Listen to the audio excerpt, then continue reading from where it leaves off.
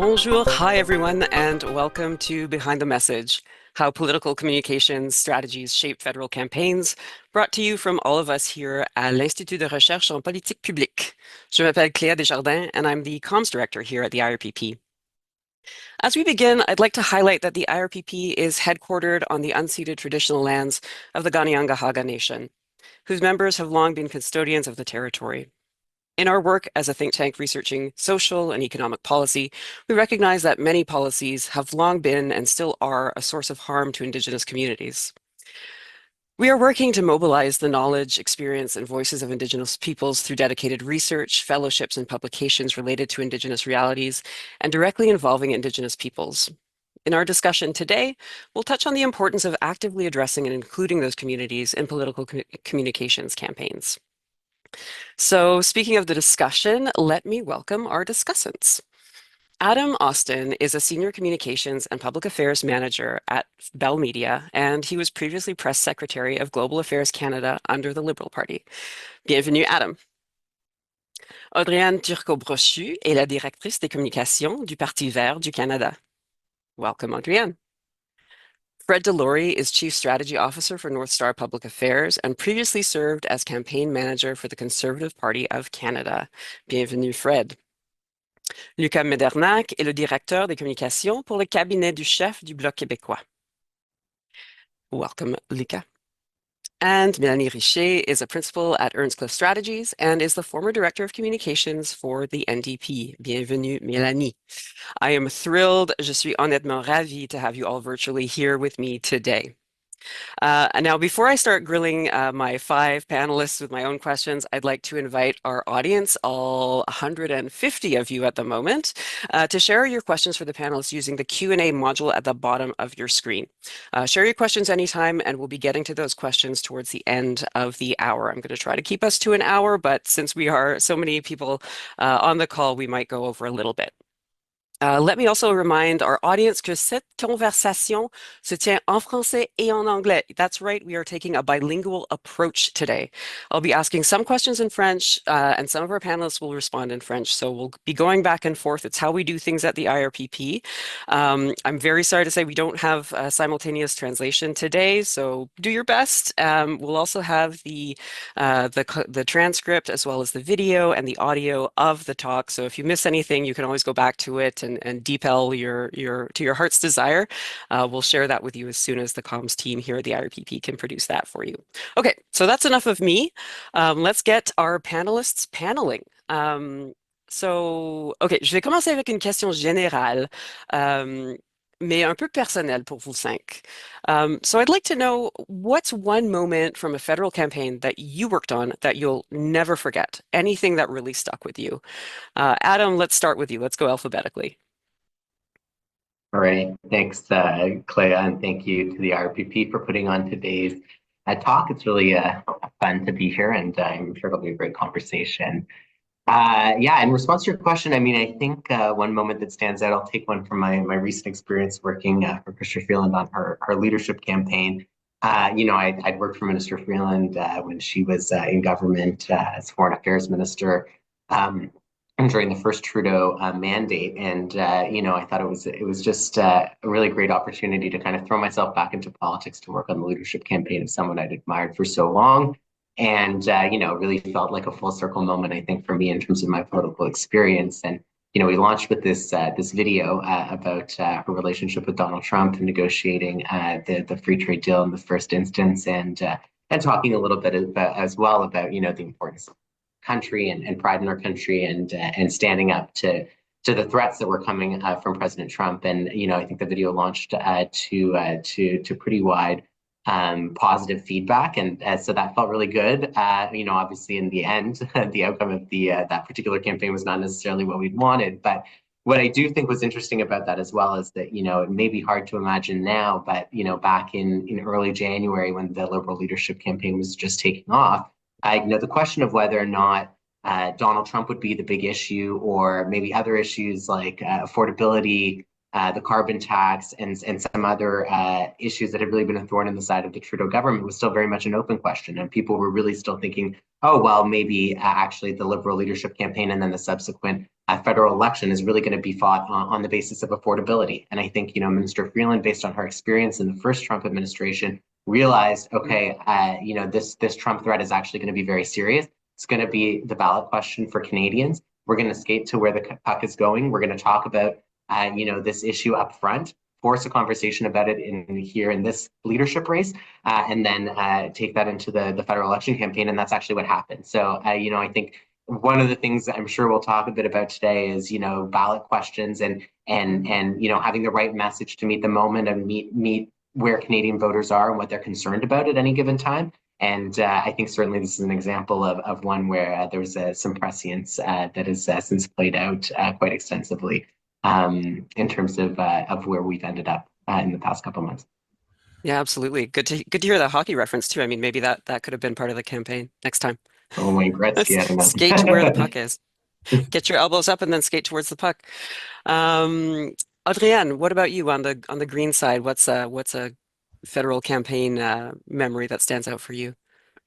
So I need to preface this by saying that we are a very small communications team at the Green Party, right? So I end up doing messaging, of course, but also advertising, digital media relations, fundraising, and pretty much everything in between. So it's an insane workload for me and my team to handle during a campaign, especially. And one big project that I managed during this spring's election was the advertising campaign and especially the TV spot production. And that's obviously on top of everything else that I do. So it took a lot of effort and planning. And it was a lot of pressure because I wanted to make sure that we land on the perfect message because I knew we only had the budget to create one ad for the entire campaign.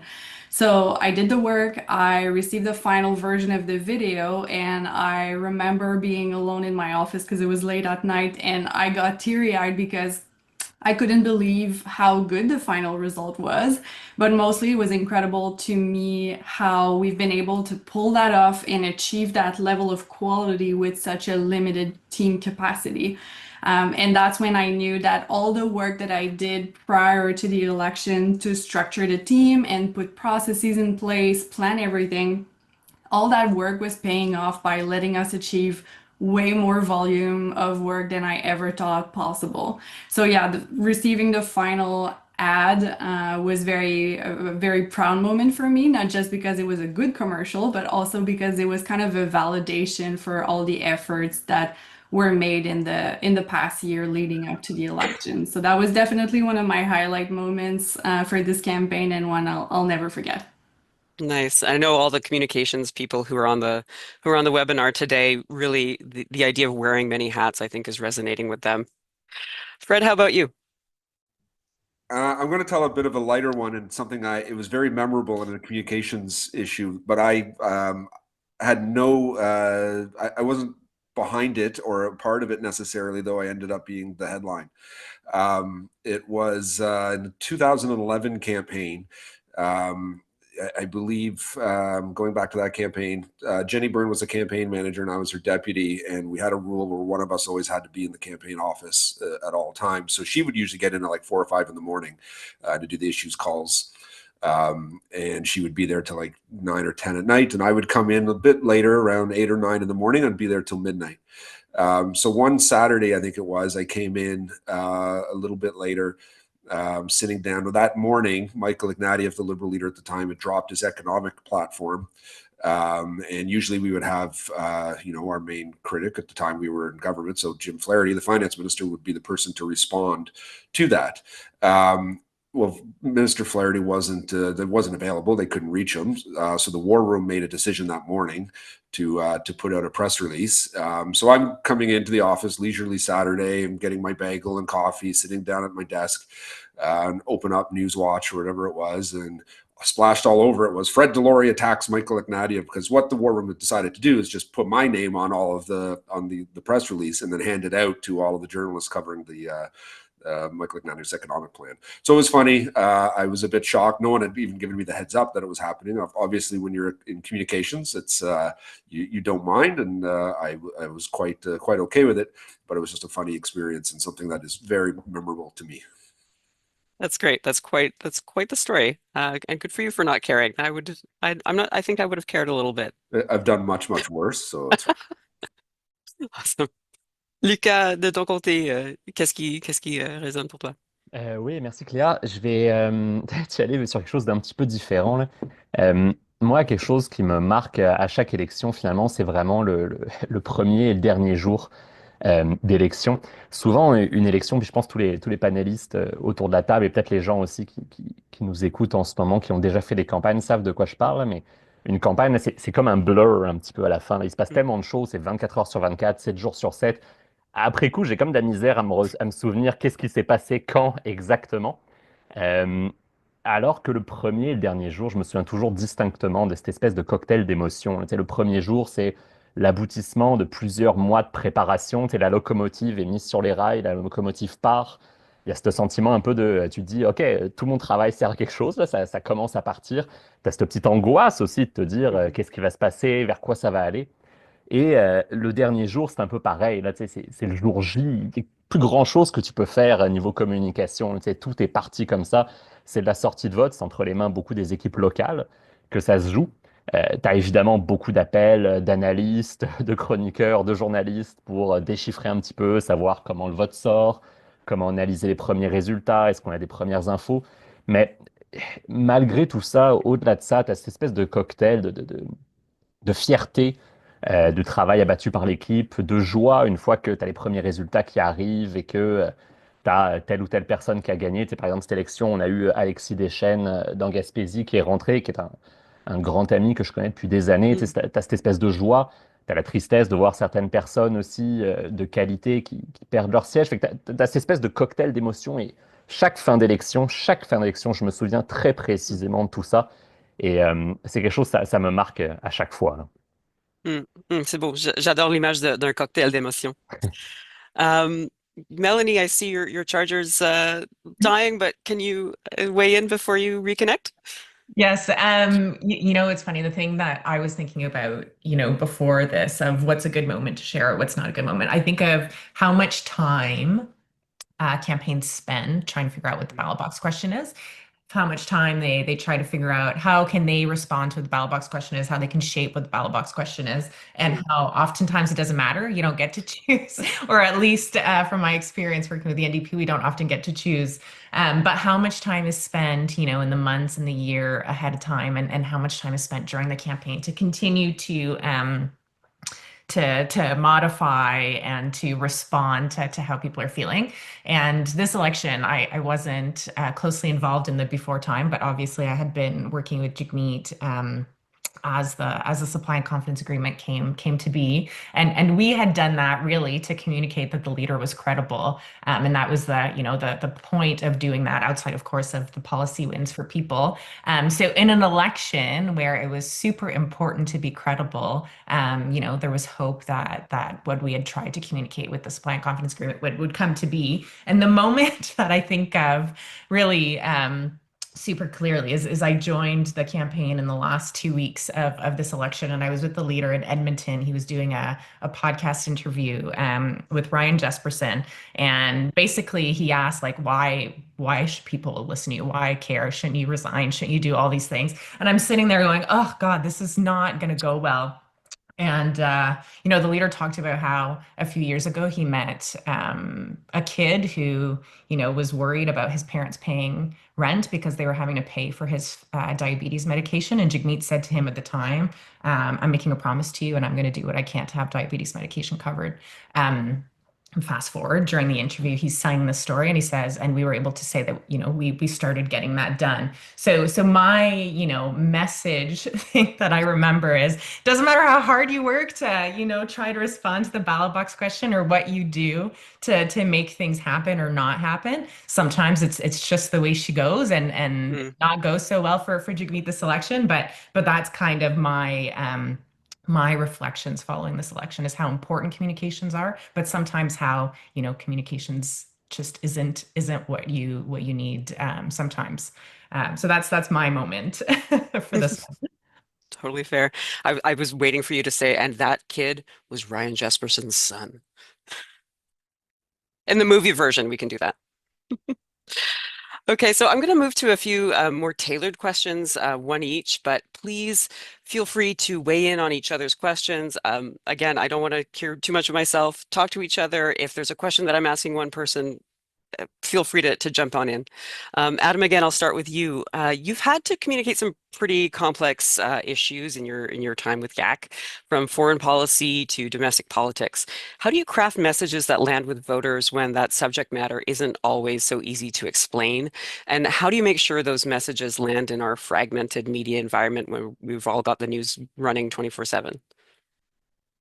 Yeah, look, I mean, I think government and campaign is different, and both have their challenges, and there's pros and cons, I think, to working in a communications role in both. I think in government you get into situations where, quite often you're, trying to explain something that may not have been necessarily even a political decision that was made by your party, but you now have to deal with as a result of being in power. I think of when I was at Foreign Affairs, dealing with the very heady issue of Saudi contract to build light armored vehicles for the Saudi government.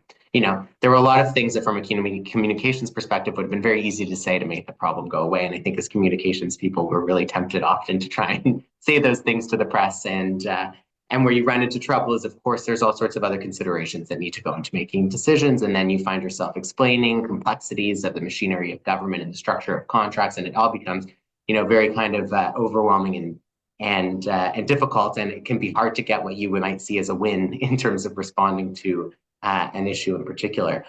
Campaign, it's different. Campaign, you're kind of putting on the best of who you are. You're able to, project hope and vision. And it's much more about communicating a vision that people buy into and telling a story about the type of country that you want to build and the type of policies you want to implement to help get there. But you don't necessarily have to run into the difficulties of governing and of dealing with the public service and external stakeholders and, in other countries and all sorts of factors that kind of get in the way of implementing that grand plan and vision that you have in a campaign. So I think in that sense, it's more difficult because there are more factors at play when you're considering how you're going to be communicating on a particular issue. And, you can find yourself getting into trouble if you're too fast and loose. To the second part of your question, I think the fragmented media environment is a big challenge for political communications, both in a campaign setting and in a government setting as well. I think we've moved from a world where it was very much appointment viewing, people tuning in to the evening news and reading the newspapers in the morning. That moved to a world where there was much more online, much more social media, but links to news articles getting a lot of clicks on social media and it being a key part of the reason that people were using different social media platforms. And now I think we've seen increasingly social media platforms deprioritizing news, in some cases not putting news content altogether on social media. But even those that do, it's not necessarily what the algorithm is pushing to people for all sorts of different reasons and considerations these companies make. But that's changed things. And I think, every election we see an increasingly fragmented media environment. And it means kind of that I think, you need to be really everything everywhere all at once, if you were. You really have to try and kind of reach audiences where they are, but it could be hard to find where they are. And, that can mean, I think we heard a lot of criticism in the US election. Oh, Kamala Harris didn't do Joe Rogan. She should have done more podcasts. I think that, hearing that was the number one regret out of her campaign. I think trying to do more podcasts, trying to reach more niche audiences, that carries risk as well, because you're not able to then rely on the same kinds of safeguards around, the way and the rules and the editorial coverage that you might have gotten from a traditional news outlet. And so there's, there are risks there. And I think considerations you have to make as well about people having strong opinions one way or another. I think of Polyev in the last campaign did a very high profile podcast appearance, that I'm sure certainly helped him reach a core constituency that I think, of younger men that I think, the data seems to bear out did vote for him in larger numbers than that demographic had in previous elections. But does that come at the cost then of, upsetting people that feel that those types of platforms are not where they want to see their political leaders? So there's all sorts of considerations to take into, and I think it's it's only going to become more difficult, and it's going to require a kind of creativity on the part of communicators to find out how to reach people and to understand that we're going through a big shift in how people consume news and information, and there's more news than ever, and people are reading more news than ever, but how and where they're reading it is different, and that goes for traditional news outlets, which people read a lot, but in different ways, online or on social media, and it goes for some new media as well, where people are kind of out of the more traditional kind of ecosystem, and those are really big considerations that people are going to have to grapple with. And I don't think anyone has a silver bullet of how to do it just at this moment, because now everything's important. As I said, traditional is important, new media is important, and there's limited time. So it can mean that you need to make choices, and it's hard to say at this point which what impacts those choices can have. Yeah, for sure. We definitely are everywhere, all at once, all the time. And I would be remiss. I just need to put my comms person hat back on for a second. You mentioned podcasts. I think if anyone out there is looking for a new venue for their next political interview, the IRPP just relaunched our podcast with host Jennifer Ditchburn. It's called Future Proofing Canada. Tune in wherever you get your podcasts. I close the parentheses. That's it. Adrienne, this kind of connects to what Adam was saying about the new media. I know the Greens often connect deeply with younger voters and those looking for maybe something a little different. What's worked for you in building that connection with Green Party voters, especially online? How has digital campaigning evolved, and how does the Green Party utilize the digital side of campaigning? So one big aspect of this for us, in February, we unveiled a big rebrand for the Green Party that I got the chance to work on over the past year. And this new branding is bolder, is younger, more colorful, and was created to really speak to voters who were looking for a different perspective of politics, including younger voters. So this fresh new branding really helped us, I think, creating a new image for the Green Party that contrasts with what other parties are offering. And this whole process took a long time, included a lot of internal listening, but I think it paid off for us. I would say though that the tone of the branding was a little bit imperfect in this spring's election because people suddenly were not looking for something different, but more searching for safety and stability. But I think we were successful in showing a renewed version, a renewed vision of the Green Party. And I think that in the long term, the new branding will keep paying dividends with the audience that we're trying to reach. But I would say in terms of digital presence, we invested a lot of time and resources into building that presence with, of course, videos, Instagram Reels, catchy clips of our co-leaders and candidates. We opened a TikTok account and got really good feedback on there. So we really diversified our platforms. And I would say that the key for our digital success was twofold. First was making it a priority, even in a very small comms team, even if it was not always convenient and it takes time and resources are scarce, but that was a very big priority for me. And second was hiring a Gen Z social media manager who's super smart, has tons of ideas, and then trusting her gut with ideas. And I admit that I didn't always understand her ideas, and sometimes I even felt old because I didn't understand the reference.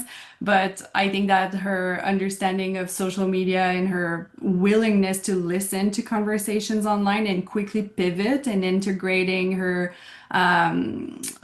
discoveries into her strategy was really key for building a successful presence and building connections online. And I think it really paid off for me to trust her into that role. But I'll just say that as much as digital campaigning is important, I don't believe that a campaign can only be successful with a good communication strategy and digital campaigning, because candidates still need to be visible on the ground, to knock on doors, to be present in the community. So all the viral videos in the world will never make up for a lack of ground strategy. So you really have to find that balance and And that's what one of my key learning experiences from this election was to really find that balance between digital and ground efforts, because one really cannot happen without the other. Yeah, for sure. And shout out to all the Gen Z social media managers. We could not exist without you. Thank you for your work and your sacrifices. Lucas, je vois ton main. Euh, Aimerais-tu Ouais, partager? ben, en fait, c'est vraiment bête, ça va être très très court là. C'est juste, je voulais quand même dire bravo là, que tu dis que c'est toi qui as piloté le travail pour le rebranding. Là. J'ai trouvé vraiment efficace en le voyant passer ces derniers mois. Là. Donc, bravo. Là, dans le temps, au Parti québécois, j'avais piloté le rebranding, je pense, en 2021. Là, puis je sais à quel point c'est un défi et de le faire juste avant une campagne électorale en plus, où tu dois réfléchir à comment appliquer tel ou tel truc. Bravo. Là, j'ai trouvé ça très efficace. Ça donnait beaucoup de flexibilité. Là, fait que c'est ça. Puis sinon, tout a été dit. Là, j'ai rien à ajouter. Shut up. Inter-party love here on the IRPP webinar. It's lovely. Fred, over to you. You've been in the thick of national campaigns. Can you tell us more about the role of a comms director in a national campaign war room? That's a term you used a little earlier. How involved are senior party members too in crafting narratives and managing the party's public image? I know lots of people think they're comms professionals, even though they may not be. It's so look, I've been in 4 campaigns, national campaigns, in the war room, and I would say they're all a bit unique in terms of the roles of the comm director and what who they are and what they're doing. Generally, they're right in the middle, in the thick of it, in terms of the narrative development. Usually, you have someone very senior though, that is your architect or your strategist, who is holding the pen. We've had some like Dan Robertson and his name I'm forgetting now, that I should not be forgetting, but the guy who helped us win all those elections under Harper. It'll come to me later, and I'm embarrassed that I'm blanking on it. But you usually have the lead strategist who's building out the narrative based on research and what's going on. And a lot of the comm directors and the communications people is developing the products that we push out to support the narrative. The platform actually has to go through that lens as well to make sure it matches what the narrative and the brand is.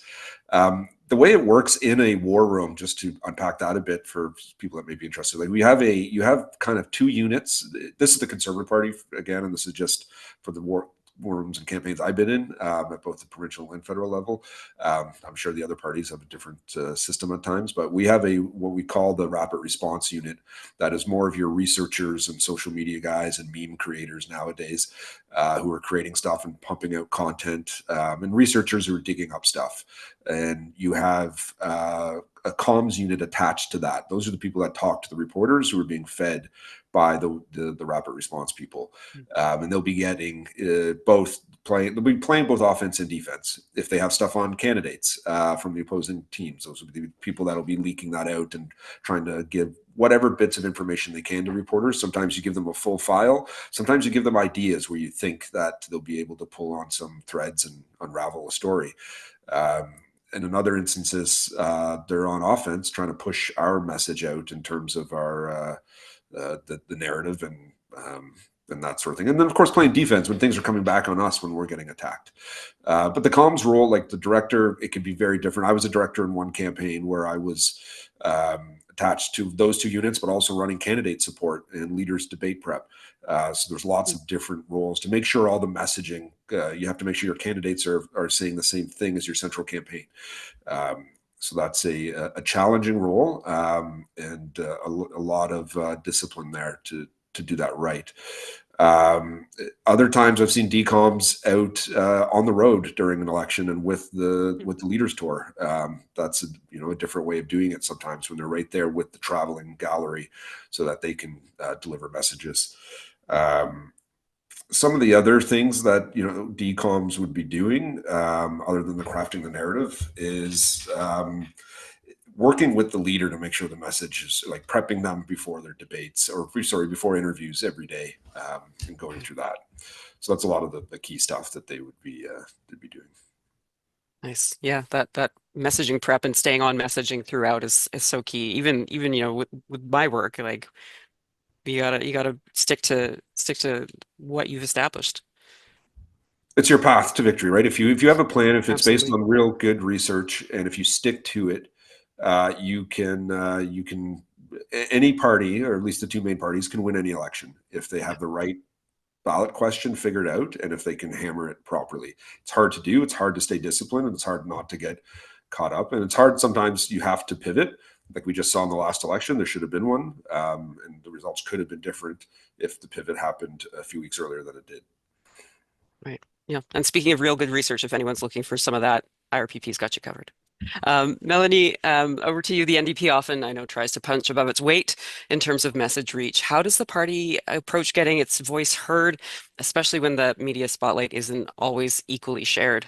Well, that's a fun question. Maybe not a fun question, but an interesting question. To be honest, I would say this is probably the first election where I have noticed how difficult it was for the NDP to get the same time of like the same share of media as in past elections. I would say typically when you're in an election, everybody starts getting the same coverage because you've got journalists following you everywhere, and you've got, the ability to just talk to people all day, every day, to tell them, why this is important, why we're going here, why we're talking about this thing instead of this thing.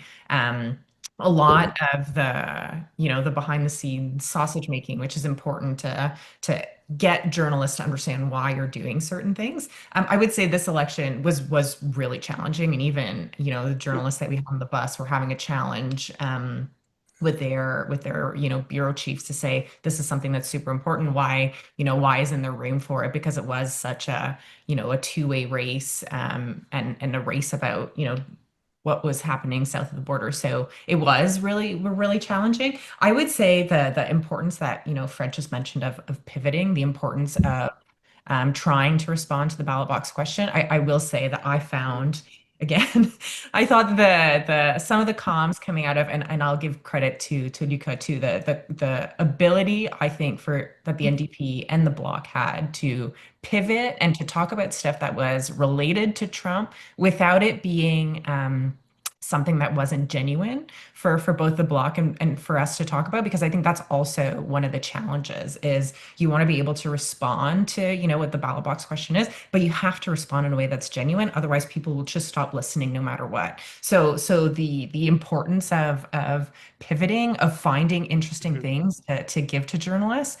Fred talked about some of the roles in campaigns. Obviously you want a good day for your guy, and I say your guy because my guy was a guy, but for your leader. But you also want a bad day for the others, right? So the way that we, split up our rapid response team is there's folks who are focused on the blue bus and there's folks that are focused on the red bus, and you're constantly feeding information to the journalists on those bus too, to say, hey, he's talking about this today, but he forgot that he did this thing, right? So that's also equally important to make sure that they have less clean hits. And again, this isn't about like a smear campaign or attacking. It's just pointing to the record and pointing to the things that have been done or have been said. And making sure that you're feeding, the people who are talking about you with the things that they need to actually get their stories approved by their bureaus, which is harder, and you don't want some of the stories that we got at the end where will he resign or will he do this? And those aren't the stories that you want, right? You want better stories because you want folks who are about to go to the polls or about to go vote, to give them a reason to actually vote for your person. So making sure that that communication doesn't stop, that you're continuously feeding stuff and relevant stuff, because if it's not relevant, I think people just turn off. And that's the same for newsrooms and for journalists. So that is important. And relationships. Relationships is so important. I know, we talked about earlier there's different ways to speak to people, social media is important, digital is important, all of these things are important, but I think I'm obviously not a conservative, but I think one thing that'll come out of maybe the look back from the Conservatives is they didn't have the same amount of coverage. Not that they didn't have the same amount of coverage. It wasn't as good because those relationships had been not just ignored, but had been like slapped in the face. I have way more room when I go to someone and I say, listen, you're paying attention to this, but you're paying attention to the wrong thing. This is what you should be paying attention to, and this is what you should be paying attention to because of this and this reason. But people will only pick up the phone because I've built that relationship with them, right? If that relationship's not built, you don't have the ability to push back or to show them that they should be curious about different things. That only happens through relationships. So that's, I know newsrooms get smaller, but the importance of relationship building is still really important. Here. If Fred, I could you just, want to hop in there? yeah. Yeah, I just want to echo what Mel said. I put my hand up right before she made the point. The Conservatives completely blew it on communications in terms of relationships in the last election. The relationships were terrible. We were, I say we, just to be clear, I was not on the campaign. So I just want to say that. The Conservative, but I am a Conservative and I'll always say we for that. We were antagonistic with media the whole time. And it's okay to be tough and push back, but to have that trusted relationship, it has to be honest and sincere and authentic, and you have to be talking to reporters. You can't ignore them for 2 years and treat them like garbage, and then the campaign, the writ drops, and you start trying to get coverage and stories. It doesn't work that way. They don't trust you. There's a lot of conversations that have to happen to get reporters warmed up and understanding what stories you're trying to push and whether you're being honest with them and what information you're given is authentic and real. And you can't do that when you're not talking to them. So it's something Conservatives have struggled at the federal level. I was decom for the party for a number of years, and during the Harper government years, we had a challenging relationship as well. We do believe that there's a bit of bias in media. Maybe the word "bit" is too weak, but regardless of what's there, it's what we have to deal with, and ignoring it and instead of just saying, well, we're not going to talk to you, does not help us at all. So we need to get much better at that. And hopefully, if there is a real campaign review done, I hope that's one of the things that come out of it. If sure. maybe I could just Adam. jump in. Sorry, I see Adam, your hand Go up. ahead. I want to underline the tough that Fred said, because for folks who may not be doing, media relations on the regular, I think all of us could say, like, we've had some big arguments with journalists, right? And it's not, you suck, you stop talking to us. It's, hey, this isn't fair. That's not what was said. That's not the right framing. You're missing the point. That's part of building those relationships. And you only get to do that when that trust has been built. But it is equally important to say, hey, you missed the mark here. Let's have a conversation about fixing it. The tough is still important and can be done. It's just you need to have the relationship to do it. Yeah, that's really good to keep in mind. Adam. I just kind of wanted to go back to Fred and just kind of get a sense from you of what you thought of the decision not to have media follow, or like as part of the leaders tour, and just have them follow at events. Like, do you think that was an advantage or a disadvantage ultimately in terms of getting the message out for the Tories? I think it was a disadvantage. If you look at I like to preface a bit when I do think a thorough review and research needs to be done before we can say, here's what, was this good or bad? But I think it was bad. I don't think it worked. Particularly the demographics we lost were the older demographics, the boomers, people who watch traditional media, people who are following that at a higher level. We dominated social media in many ways, and that was our main way of getting our message out. But we missed traditional media, where a lot of the voter bloc that cost us the election are getting their news from. I've always been intrigued with the idea of not having media on the bus. I think it was something every Conservative kind of dreamed of doing and having. So it was certain. I ran the last campaign, and when I first saw this, I was like, wow, I wish I was brave enough to do that. But maybe is it stupid enough to do that? So I don't think we'll see that again, because I don't think that the research, if they do the research, they'll see that that was actually in any way beneficial. It made it very hard for reporters to go around, and it goes back to the relationships we talked about. We couldn't develop them. When you have someone on the bus, it goes both ways. When you have someone on the bus with you traveling, you do have those relationships, but the Liberal war room and the NDP war room are all on the phone with those same reporters. So it does make a pack mentality at times that does work against us. But all in all, I think it is beneficial probably to have them with us. Yeah, good point. Pivoting now to the guy in the light blue bus. Lucas, voulais-tu répondre à quelqu'un là-dedans, ou est-ce que je peux... Adam a posé la question que je voulais Oui. poser sur Ah bon. l'autobus des conservateurs. C'est vrai que c'est de plus en plus, puis je l'ai beaucoup senti cette campagne-là, on a des casse-têtes à vivre aussi avec les médias que j'appellerais plus traditionnels, là, Je pense qu'on voyait tous, on se posait tous un petit peu la question, les autres partis, de se dire, OK, comment ça va se passer sans autobus des médias? Est-ce qu'ils vont avoir du coverage? Est-ce que ça va être rentable et tout? Parce que faut se rendre compte qu'un autobus de campagne, là, c'est pas rentable, là. Tu sais, on a beau facturer les journalistes, on perd de l'argent avec ça. Mhm, Et l'air de rien, après, tu te dis, bon, tu regardes un peu le coverage et tu vois, bon, un article qui est sorti sur Pierre Poilièvre et ça dit Pierre Poilièvre a dit telle chose. Puis de l'autre côté, nous, on a une conférence de presse avec des journalistes et ce qui ressort des articles, c'est pas du tout le sujet de la conférence de presse, c'est plus les questions qui sont ressorties après de dire ouais, mhm, mais euh, tu sais, le chef du Bloc québécois dit qu'il n'est pas inquiet sur les sondages, par exemple, alors qu'on voulait parler de bois d'œuvre. Tu sais, c'est des affaires comme ça où tu te dis, OK, mais dans ce cas-là, c'est quoi la rentabilité? Mais le message des médias traditionnels reste important, leur fonction est primordiale. Et mhm, je pense, a dit que, tu sais, surtout dans la situation financière de plus en plus difficile des médias traditionnels, j'irai pas sur la question du débat à TVA qui, je pense, a chamboulé un petit peu tout le monde ici aussi. Euh, mais il y a une question qui se pose avec ça. Tu sais, écoute, moi, c'est ma première campagne au fédéral, mais par exemple, quelque chose que j'ai beaucoup senti, c'est dans le cadre des publicités avec les médias régionaux, les radios régionales, les médias locaux. Nous, bon, on s'était fait une priorité de dépenser quand même pas mal d'argent là-dedans. Et c'est ma première campagne où on était à peu près les seuls là-dedans. Et je sais qu'en même temps, on n'est pas un parti pan-canadien, on est un parti très spécifique au Québec, fait que c'est normal que les autres partis à la hauteur du Canada aillent pas prendre des publicités dans le Radar, le journal des de la Madeleine. Je le comprends. Mais c'est vrai que moi, ça me faisait bizarre de me dire, OK, il y a comme des investissements qu'on doit faire dans les médias locaux, les médias traditionnels pour les aider à survivre, les aider à faire leur mission.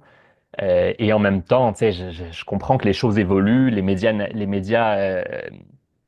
numériques sont d'une rentabilité folle. Je veux dire, tu dépenses 1000 piastres sur Meta, tu rejoins un nombre incalculable de personnes, alors qu'avec 1000 piastres, tu te payes une pleine page dans un journal local et tu sais pas, tu peux mhm, pas faire de retargeting avec ça. Fait que il y a un casse-tête à ça. J'ai pas de réponse encore, mais c'est sûr que les choses vont évoluer, je pense, dans les prochaines années.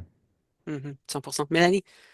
Excuse, on continue la question, mais juste quand Lucas il parlait, je pense à quelque chose aussi. J'ai fait les deux, moi. J'ai fait, au fédéral, euh, j'étais souvent sur l'autobus. I was on the bus often. So seeing how important it is to get, those quick moments. If you've got journalists on the bus with you, Donald Trump said this one thing today, you can quickly turn around answers within 5 seconds, right? And then you're getting covered in the news shows that are happening at 6, you're getting covered in the news shows happening at 11, regardless of what time zone you're in, because of course, going across the country, when you're in BC, you're often losing as it relates to timely coverage, right? So the ability of having journalists on the bus, you're able to quickly respond, able to quickly get a shot back if somebody's taking a shot at you, if that's something you want the Mhm, leader on, and reply quickly. But I've done provincial campaigns on the bus where the premier didn't have journalists on the bus, and it meant that other campaigns didn't necessarily have journalists on the bus, and people don't get to know your leader when you don't have journalists on the bus. And I don't mean because media goes away. Media, we're still covering our announcements, but what I think from being on the bus, and I could be wrong, but what I think is it's not the moments where your person's standing at the mic that is important for people to view at home. It's the in-between stuff. It's the color events. It's the, he's walking in a crowd and he gets stopped by someone who likes him or doesn't like him. How do they interact with that? How do they respond? Those are the moments that I think Canadians pay really close attention to. And when you don't have journalists on the bus, those are the moments actually that you miss. So for, if you're a front runner, it probably matters a little bit less because people are covering you no matter what. But for campaigns, at least for the NDP, when at least the campaigns I've been working on, we weren't positioned to, win. I haven't been lucky enough to work in BC or in Manitoba, but anyways, for those campaigns, those moments were fundamental when, Jagmeet was stopped in Montreal and the man said, you should cut your turban off. The way he responded to that was a moment that we could point back to as being an important moment for Jagmeet in Quebec. So those things only happen if you've got journalists covering you, outside of those announcements. Yeah, for sure. Let me just get back onto that pale blue bus with Lucas again. Lucas, j'ai une question pour toi Ouais. côté Bloc. Le Bloc joue, comme tu as mentionné, un rôle unique dans les campagnes fédérales. Comment aborder les messages qui résonnent au Québec tout en s'inscrivant dans une conversation qui est tout à fait nationale? Et comment équilibrer les messages régionaux et les messages pour l'ensemble du Québec? C'est une bonne question. Puis oui, effectivement, on a drift un petit peu, là, mais en même temps, c'est ça qu'on voulait, je pense aussi. C'est ça, Euh, exact. je pense que je prendrais peut-être la question à l'envers, là, plutôt Hmm. que de s'inscrire dans le narratif national, ce qui peut être compliqué. Puis tu sais, je pense que Mélanie pourra relate un peu à ça, mais tu sais, parfois, quand tu es un parti un petit peu plus petit, juste dire, hey, on existe sur un enjeu national, c'est pas forcément le plus simple, c'est pas forcément ce qui fonctionne le mieux. Fait que, une technique qu'on va vouloir essayer de faire, surtout en campagne, c'est plutôt d'être disruptif un petit peu, c'est-à-dire d'essayer de casser un petit peu le narratif, essayer d'amener quelque chose d'un petit peu différent. Et dans notre cas, dans notre but à nous au Bloc, c'est d'être disruptif pour faire en sorte que les intérêts du Québec, en tout cas les intérêts propres au Québec rentrent dans le narratif et que ce soit ça qui soit discuté, qui soit au cœur des échanges. Je vais donner un exemple avril 2019.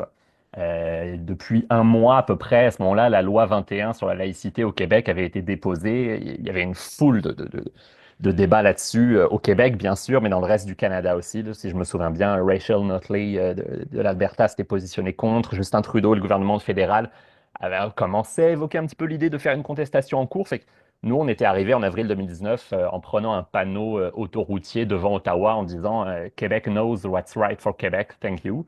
Le Québec sait ce qui est bon pour le Québec, merci. Euh, Ce faisant, avec ça, ce qu'on voulait faire, c'était faire parler nous, faire réagir Ottawa, pousser un petit peu Hmm. le gouvernement à dire oui ou non ils allaient mettre des bâtons dans les roues du gouvernement du Québec. Et au-delà de ça, donc faire réagir à Ottawa, mais faire réagir aussi au Québec. Fait que l'idée, c'est un exemple de comment essayer d'être disruptif plutôt que de s'inscrire dans le narratif, essayer de créer soi-même le narratif. Je pense que c'est quelque chose, c'est un peu le Graal de ce que tu veux en campagne. Hein. Faire la journée, Mhm. finalement, faire en sorte que ce soit toi et que tes adversaires soient obligés de parler de toi, même si c'est pour te critiquer, finalement. C'est Mhm. ça qu'on recherche tous un petit peu. C'est un ton, nous au Bloc, on en fait un petit peu notre spécialité. Là, tu sais, on essaye d'être très irrévérencieux, de dire ce qu'on pense, même si ça dérange. Puis au fond, je pense que c'est quelque chose qui est peut-être aussi très québécois. Et c'est quelque chose, parfois, il n'y a même pas besoin de stunt pour ça. Tu sais, si je prends l'exemple du débat en anglais qu'il y avait en 2021, où l'animatrice avait commencé une question en parlant de la loi 21, justement sur la laïcité, en disant que c'était une loi discriminatoire. C'est très rapidement, ça avait fait réagir un petit peu partout. Et dans ce cas-là, nous, ce qu'on avait fait, c'est se greffer un petit peu à ce narratif-là, essayer justement de capitaliser là-dessus pour faire en sorte que ce soit un sujet propre au Québec qui est discuté et que tout le monde soit obligé de s'exprimer là-dessus. Cela dit, je dis tout ça, mais pour en revenir à ce que disaient Fred et Mélanie un petit peu plus tôt, tu sais, ce qui importe dans ces cas-là, c'est d'être connecté avec ce que la population attend, avec les questions que la population a. Tu sais, je parlais de tous ces stunts-là, mais si ce n'était pas un sujet sur lequel les gens se préoccupaient, c'est pas quelque chose qui aurait porté. Et ça, c'est un travail qui est très important, je pense, en élection, mais même en dehors des élections, savoir qu'est-ce qui préoccupe le monde et toujours être connecté avec ça, euh, c'est une priorité. Et cette élection-ci, je pense, elle était particulièrement intéressante justement parce que, au moins dans les 2 premières semaines de campagne, à part le conflit avec Donald Trump, il y avait à peu près rien qui existait. Là. Tu sais, tu pouvais bien faire des campagnes sur l'immigration, sur la langue, etc. Tu sais, il n'y avait rien qui passait. Fait que ton travail à ce moment-là, là, et puis Mélanie en parlait tantôt, c'est de se dire, OK, mais comment est-ce que tu existes face à ça? Comment est-ce que tu te poses une question? Nous, notre manière de le faire, ça a été de dire, OK, ben, dans les négociations avec Donald Trump, quelle spécificité du Québec on ne doit pas oublier? Comment faire en Mhm. sorte que la gestion de l'offre, qui est très spécifique au Québec, ne soit pas vendue à rabais? Comment faire en sorte que notre bois d'œuvre ne soit pas oublié? Comment faire en sorte que toutes ces industries qui sont très spécifiques continuent à être défendues? C'est comme ça qu'on a réussi en Mhm. tout cas qu'on a essayé de s'imposer dans le narratif. Donc là, tu vois, c'est un bon exemple de comment on va réussir, en tout cas essayer à s'imposer dans le narratif national. Et ça fait un petit peu lien avec la deuxième partie de ta question où Mhm. fait comment réussir à parler aux régions tout en parlant au national. Euh, mais ça, puis bon, je pense, je ne sais pas à quel point les autres partis vivent la même chose que nous. C'est comme on n'est pas un parti pan-canadien, mais la manière dont on voit les choses, nous, c'est que défendre les intérêts des régions, défendre les intérêts de l'industrie de la pêche, industrie forestière, ce qui ressort beaucoup quand on parle aux électeurs québécois, c'est que c'est ça qui est apprécié, même si c'est du monde de Montréal qui n'a rien à voir avec l'industrie Mhm. forestière. Ils ont personne dans leur famille qui travaille dans l'industrie forestière. Savoir que euh, ce sujet-là, qui est propre au Québec, est apporté sur la table, qu'il est défendu, qu'il y a du temps qui a été pris pour aller rencontrer les acteurs de cette industrie-là et que le sujet est mis de l'avant, c'est quelque chose qui parle au monde, se dire qu'on serre les coudes, on défend ses intérêts.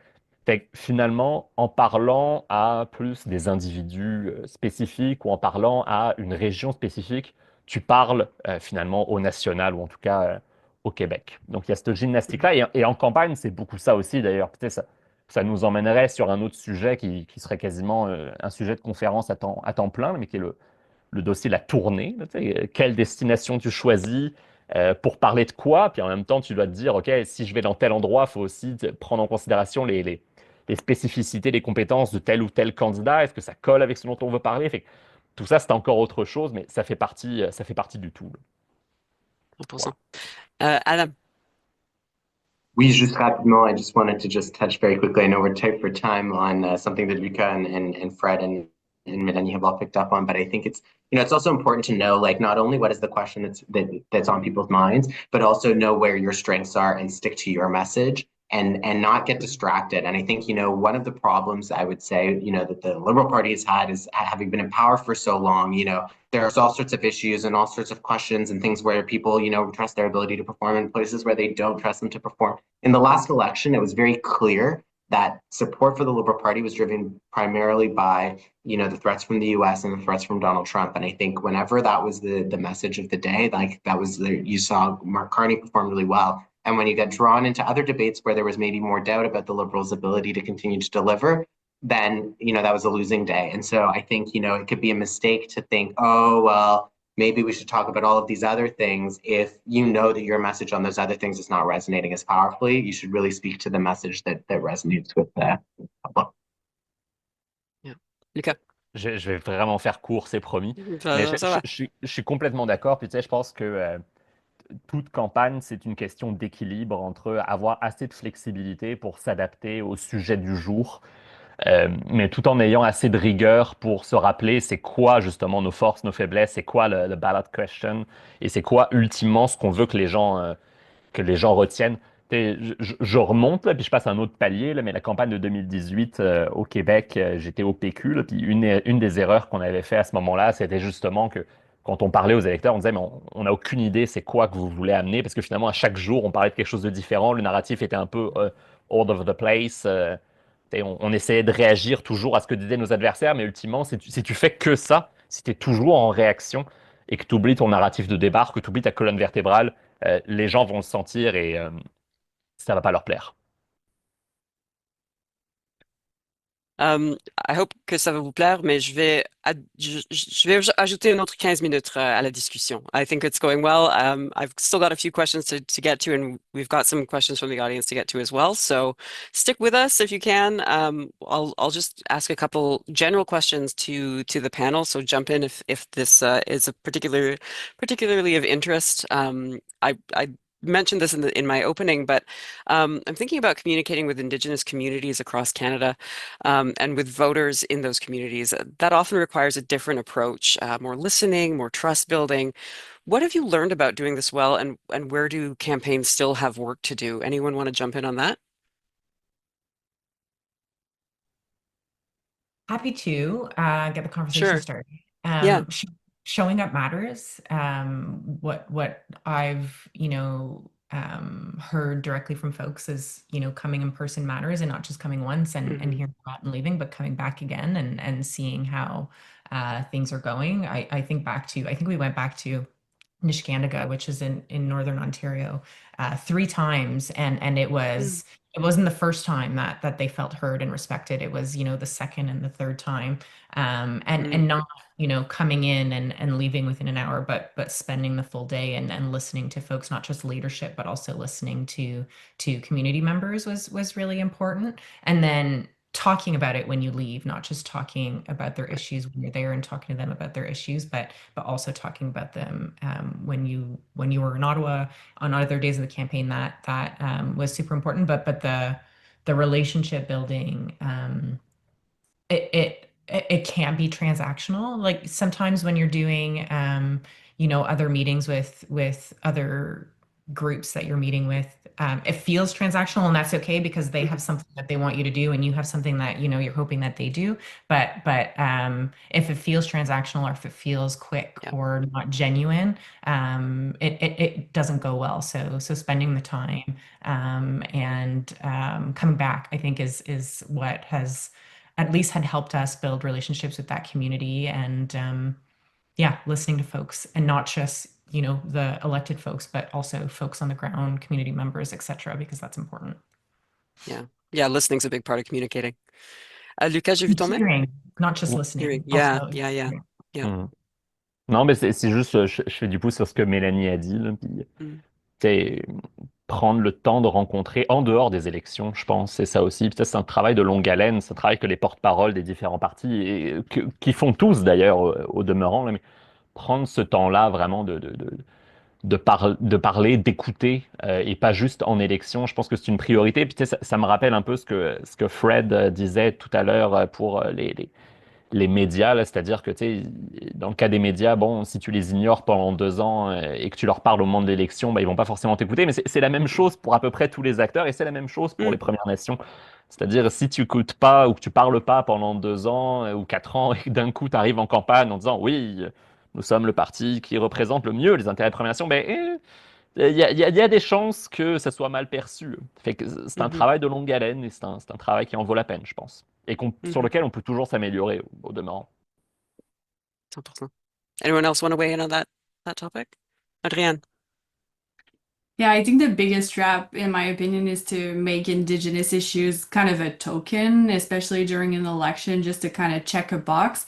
And for us, we avoid that by taking the time, and I resonate on what Luca and Melanie were saying. We're cultivating a long-term relationship with them all year long, but also we don't see them as a part of the party. A lot of our members are from Indigenous communities. And so that helps us for policy development to make sure that everything that concerns them is created with them. Nothing happens without them. And so they really have a voice inside of the party, and that makes a big difference in policy development, but also during campaigns. Yeah, I'll just add on that Fred. the Conservative Party certainly has a lot of work on that front. We've not done a good job over the years. There's been instances of growth and relationship building, but not enough of it.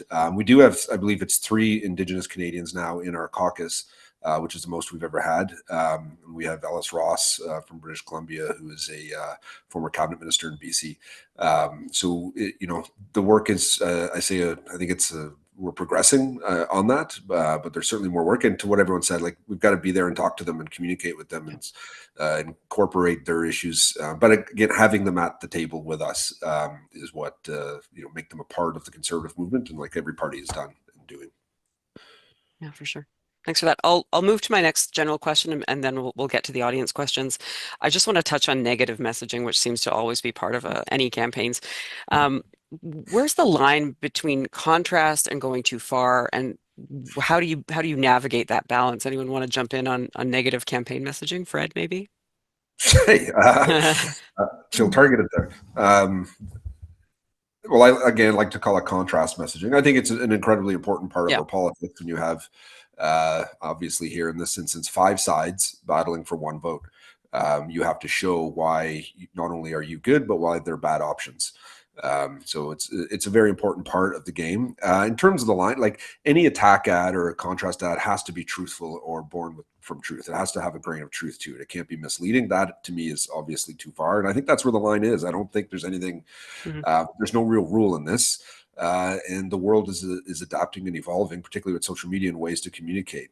So there's nothing set in stone. I think from internally, a contrast ad has to contrast with your narrative, though. It has to fit with your story. It can't just be a random attack that throws you off. Go to the 2011 campaign. We had excellent ads on Michael Ignatieff on Just Visiting, Not In It For You.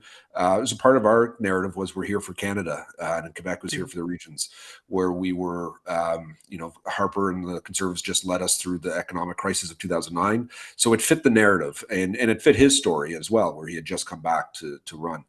But fast forward to this past campaign, I think we missed the mark when we were doing those really weird, over-the-top, creepy, sneaky, carny ads right before the election. And we spent millions on that. And I think that was campaign malpractice. I don't think we researched that well. I think it hurt us more than helped us because people didn't buy it and it looked too cartoonish. So I think, to me, the line is if it's a lie or if it's hurting your own campaign. In terms of just not fitting your own narrative or messaging. Those would be the big things that step out for me. Yeah, One try not thing to hurt too, your own I campaign. mean- That's good advice. Sorry, go ahead, Adam. Well, I mean, I think to Fred's point, I think like you're right. When there's a grain of truth or something that people can relate to and pick up on, I think it becomes really effective. And I think the Conservatives' attacks on Justin Trudeau before the last election, were effective to the point of maybe having contributed to pushing him out of the race. And then that obviously may be too effective instead of keeping him as an opponent. And so but I do think it's picking up on something that people already feel that they respond to. I mean, and I think if it also depends what type of, an ad is one thing. There are also attacks that you can level. I think when you're leveling an attack, you have to think strategically about whether or not it's your leader that's best placed to do it, or if you want to have a surrogate, someone who's known as more of a pit bull in the party, because, you don't want to necessarily have an image of a leader that is always nasty and always on the attack, but you can deploy other people strategically to do those things. And then you also have to think of the context of the race that you're in, right? And I think, I was saying an election is you're trying to show like your clean living room and how nice your house is. And I think, we can all think of different leadership campaigns that have happened in the past where, it gets nasty and you're kind of taking people down to the basement and you're like, oh, don't look over there, don't look over there, all the kind of different pieces and factions within your party come to the surface. I talked a little bit about the recent federal Liberal leadership, and there was very little attacking. And I remember I was at both nights of the debate, and I was standing with the journalists in the media room, and they were like, oh my God, last night was so boring. Like, aren't they going to go after each other tonight? And it's like, you kind of have to think outside, like what is the value of that, particularly so close to an election, you're creating ads and sound bites that people can use later on down the road. Like there's a time and a place and a person. And I think you need to make all those considerations in order to be able to use effective, whether you want to say negative or contrast messaging. Otherwise it can really fall flat. But I think that's important, right? Like an important difference between what is an attack and what is contrast. I think if people see it as nasty, or if people see it as, you just being mean, it's not an effective contrast, right? I think the two most important things you need to do in every campaign is tell people why you, and tell people why not them. So you making the choices really clear is actually fundamental. Otherwise, people would never vote for the NDP. They would just vote for the Liberals. But our goal is like, or what we need to do in every campaign is show why not them. And you do that with contrast. And the truth point, it can't just be what is true, like what I believe is true, but it has to be what people are willing to believe is true. And the example we used to use, and now I don't know if this example would work today, is, Justin Trudeau's disconnected from the realities of your family versus Justin Trudeau hates your family. Now, there may be people now who think the latter because of everything that's happened, but at the time, like in 2019, that wasn't believable. So it has to be true, but it has to be what folks believe to be true. And I think if you're getting, dirty, I agree with you, Adam. Like, I think it needs to be led by somebody else. You almost need an attack dog because you want your leader to be statesman-like. You need them to show that they can lead, but even the leader needs to make the choices clear. They need to be able to say why them and why not the others. And yeah, the truer it is, obviously, the more effective it can be. But I want to really put the asterisk on what they believe to be true. I think one of the reasons why a lot of the contrast, I'll say, instead of attacks on Mark Carney did not land this election is because people didn't know who he was. So they didn't think any of the things that were used against him could be true. So it needs to be, it needs to be what people are willing to believe too. Yeah, that's a great point. Lucas, j'ai vu ton main? Oui, ben, tout à fait. Le dernier point de Mélanie, là, tout à fait d'accord Mhm. aussi sur Mm. la fraîcheur, un petit peu, j'allais dire comme ça, de Marc Carnet, qui a finalement été un avantage là-dessus. Là. Puis ça ressortait beaucoup dans les focus group qu'on pouvait faire, les gens qui nous disaient, mais vous y allez un peu fort avec lui, là, tu sais, il vient d'arriver et tout. Là. Puis c'était finalement un avantage alors qu'on pensait que ce serait un inconvénient. Mhm. Sur la question du ton négatif, bon, au bloc, on a une approche qui est un petit peu différente, qui vient avec des avantages et des inconvénients. On s'interdit sur nos réseaux sociaux d'utiliser les images de nos adversaires. Donc, on ne fait jamais de publication avec la face de Marc Carnet ou la face de Pierre Poilievre ou un autre comme ça. Tu sais. Ça vient avec des avantages. C'est une limite qu'on se pose aussi parce que tu sais, c'est sûr que quand je vois une publication faite avec mon chef qui serre la main de Justin Trudeau dans un contexte où tous les chefs ont rencontré Justin Trudeau et que je vois un autre parti dire ah ben voilà, c'est une preuve que le Bloc travaille avec les libéraux. Tu sais, c'est sûr, je vois ça, je lève un peu les yeux au ciel et je pense que finalement beaucoup de gens aussi, de plus en plus, beaucoup d'électeurs voient ça et y croient de moins en moins. Et de plus en plus, je veux croire que c'est une approche positive euh, qui fonctionne chez les gens. Tu sais, si je prends l'exemple de la dernière élection au Québec, quelque chose qui a fait que Paul Saint-Pierre Plamondon du Parti québécois a monté, c'est que dans les débats, il est allé beaucoup dire aux adversaires, le dire j'aime pas ce que vous faites, c'est dire ah ben j'aime bien telle affaire de votre programme, puis je trouve que c'est une bonne idée parce que telle affaire, telle affaire. Tu sais, je pense que c'est quelque chose qui amenait de la fraîcheur et ça nous.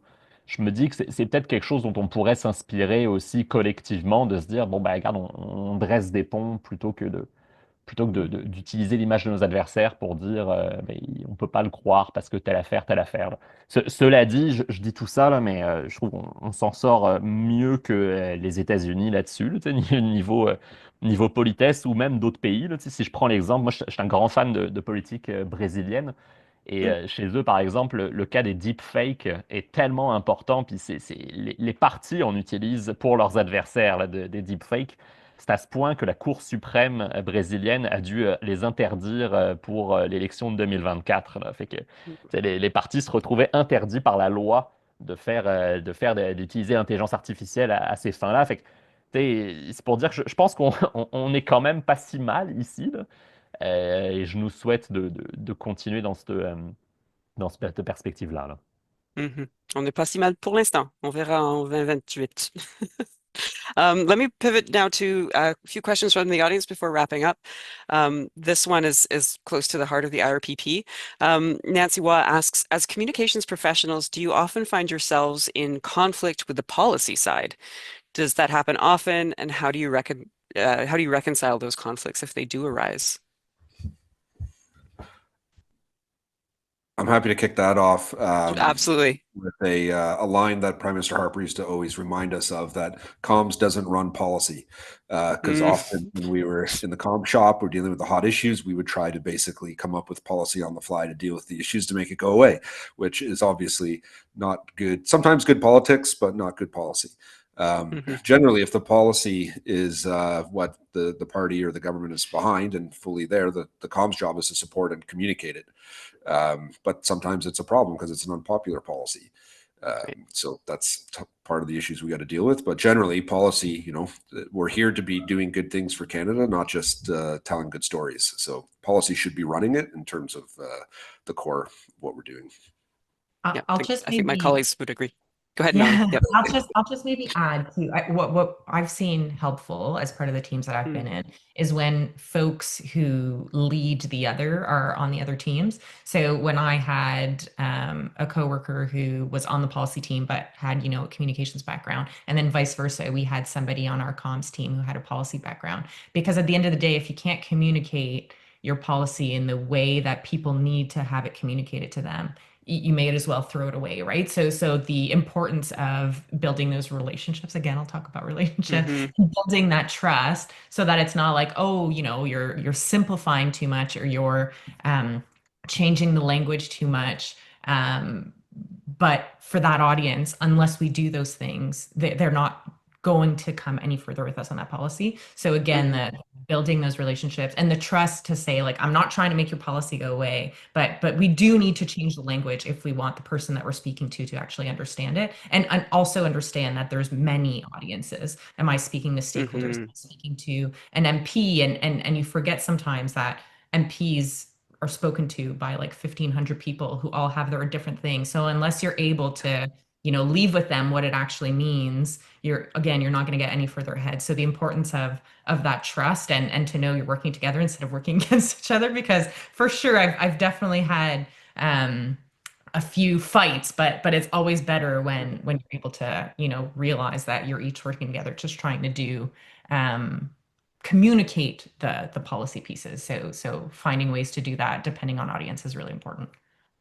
I think Sure. Yeah, Melanie is bang on there, but I think you have to remember too that any policy that you put forward needs to be communicated and understood by Canadians, or it can very quickly become a political problem for you. So you need to balance the two. Obviously, it's policy that's running the ship, but you need to be able to find ways to communicate the policy. And I used to like to think of things in government like we can do something that's bad policy and good politics. You can do something that's maybe bad politics, but it's good policy. But if you're not doing either, then what are you doing? It's like, obviously in an ideal situation, everything you do is great politics and it's great policy. It's not always the case.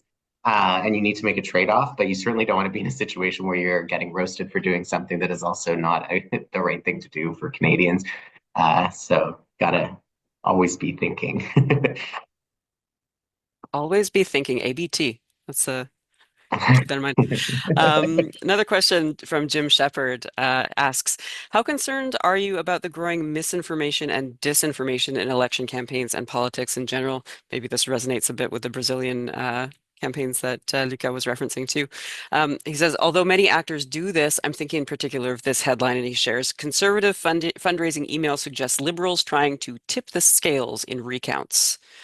Any thoughts about misinformation that you want to maybe share with our audience?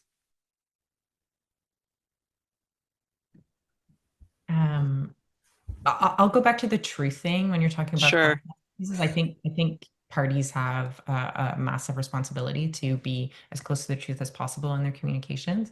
I think the playing with stuff, particularly as it relates to our democratic process, is dangerous and needs to be very carefully considered before doing that. But as it relates to like fake information or whatnot, it's really hard. It's really hard to correct anything once it's gone away. I usually tell this story in media training that I think the Prime Minister, was it last year when it was Prime Minister Trudeau, he said in French, sometimes my job is plate, and plate in French could mean boring, but it could also mean difficult. And within 24 hours, the biggest outlets in Europe were writing that Prime Minister Justin Trudeau thought his job was boring. So the ability to correct, you need to do it so fast, because the world that we exist in today, it just it takes off. And then when you've got, every outlet in the world writing about it, you can't correct it at that point. People have already seen the headline. They already believe it to be fact. Yeah. So it's super challenging, and social media just makes it even harder. For sure, I don't have the answer there, but it's a tough one. I do think that there's a level of scrutiny people have now that's higher than it was before when they see things. My own kids, and going back to that Carney ad that I'll attack, my kids, obviously, they're growing up in a Tory home, but they thought the ad was cartoonish and bad. And it's, I think misinformation and what you're seeing, and if people are, I think they question things a lot more now. Even when I see news breaking on Twitter or TikTok or anything that looks like breaking news, I don't assume it's real yet until I check sources. And I think others are going to start doing more and more of that. And I assume that's how, because to Melanie's point, it's so hard to tackle it. There's no real mechanism. There's no one app that you can put out a truth alert. And parties are at fault themselves for it. The example used in the question about the conservative fundraising email, like the approach that the Conservatives were taking in that, I totally think is fine. Fundraising that there's recounts happening and we need to raise money. They cost a lot to send lawyers to do all that. But the language used was inappropriate and over the top. So it is a real challenge, but I think people just need to just be much more critical when they're seeing things and questioning. For sure. Et je pense qu'ils le sont d'ailleurs, honnêtement. Je pense que de plus en plus, les gens sont réactifs. Ça me surprenait beaucoup en campagne, quand on faisait des focus group ou qu'on parlait aux électeurs, de voir des affaires où je me disais, ah, OK, telle affaire que les adversaires ont dit, c'est sûr que ça va percoler. Et finalement, les électeurs disaient, ah non, ça me semblait pas réaliste et tout. Ça me surprenait à chaque fois, ce qui est un petit peu contre l'adage que, tu sais, a lie can travel halfway around the world while the truth is putting its truth. Là, tu sais, malgré ça, je trouve les gens de plus en plus s'habituent à la désinformation et prennent le temps de regarder des sources, ce qui me rassure un petit peu pour la suite. Et en même temps, là-dedans, les médias traditionnels ont aussi un gros travail à faire et ils le font bien. Euh, et ça va être de plus en plus difficile, je pense aussi pour eux, parce qu'il y a tous les enjeux financiers qu'on connaît là-dessus. Fait que c'est quelque chose, je pense, qu'il va falloir beaucoup surveiller au fil des prochaines années, là. Adrienne? That's definitely something that we also experienced during this election, especially regarding polls, certain writings where different polls were shown, and then even polls from 2021 instead of 2025, which didn't show the same type of result at all. And so I think it was good to see on our team the rapid response that we were able to do by going on social media and just bringing back the truth. And we worked with the media as well, sending some more recent polls and trying to correct the information. But that was a bit difficult. And I agree with Melanie's point that every party has the responsibility to bring the truth and use current polls. And I noticed that it was not necessarily done in this election in specific ridings. And I think we can definitely learn from this and do better in the next election, making sure that we bring the right information to the public because they deserve to have it. Yeah, agreed.